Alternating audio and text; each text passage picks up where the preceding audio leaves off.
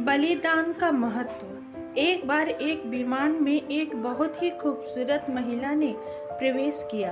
विमान में चढ़कर जब महिला अपनी सीट के पास गई तो उसने अपने बाजू वाली सीट पर एक अपंग व्यक्ति नजर आया जिसके दोनों हाथ कटे हुए थे। महिला को उस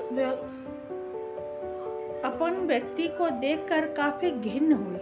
उसने आवाज देकर एयर होस्टेस को बुलाया और अपनी सीट बदलने के लिए आग्रह करने लगी।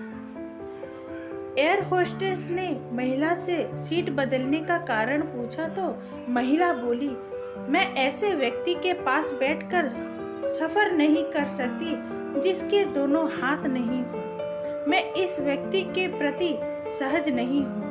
मैं इस व्यक्ति के पास बैठकर यात्रा नहीं कर सकती, इसलिए प्लीज आप मुझे कोई और सीट दे दीजिए।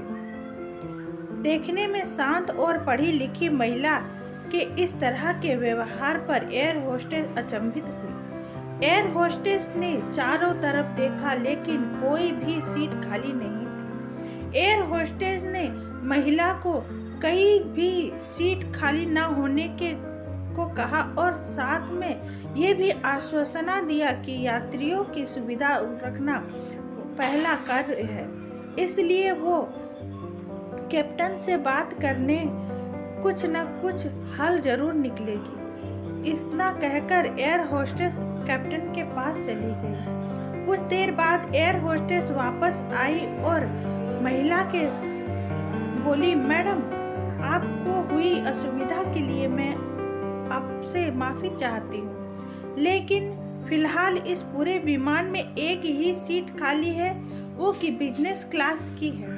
जैसा कि मैंने आपको बताया कि हमारी कंपनी का प्रथम उद्देश्य यात्रियों की सुविधा का ख्याल रखना है, इसलिए हम हमारी कंपनी के इतिहास में पहली बार किसी इकोनॉमिक क्लास के यात्री को बिजनेस क्लास में बैठाने जा रहे हैं।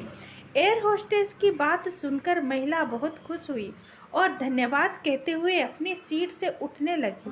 तभी एयर होस्टेस ने उस अपंग व्यक्ति की ओर अपने दोनों हाथ बढ़ाते हुए कहा, सर आप हो रही असुविधा के लिए मैं आपसे माफ़ी चाहती हूँ, लेकिन हम आपको इकोनॉमिक क्लास से बिजनेस क्लास की सीट दे रहे हैं क्योंकि हम नहीं चाहते कि आप किसी अशिष्ट व्यक्ति के साथ यात्रा करें। एयर होस्टेस की ये बात सुनकर सभी यात्री एयर होस्टेस की इस निर्णय के लिए तालियां बजाने लगे और वो सुंदर महिला अपने इस तरह के बर्ताव से अब नजरें नहीं उठा पा रही थी। तभी वो व्यक्ति अपनी सीट से उठा और बोला, मैं एक भूतपूर्व सैनिक हूँ। कश्मीर में हुई एक मिशन के दौरान मैंने अपने दोनों हाथ खो दिए, लेकिन मुझे हमेशा दुख पर देश के लिए गए इस बलिदान पर गर्व होता था।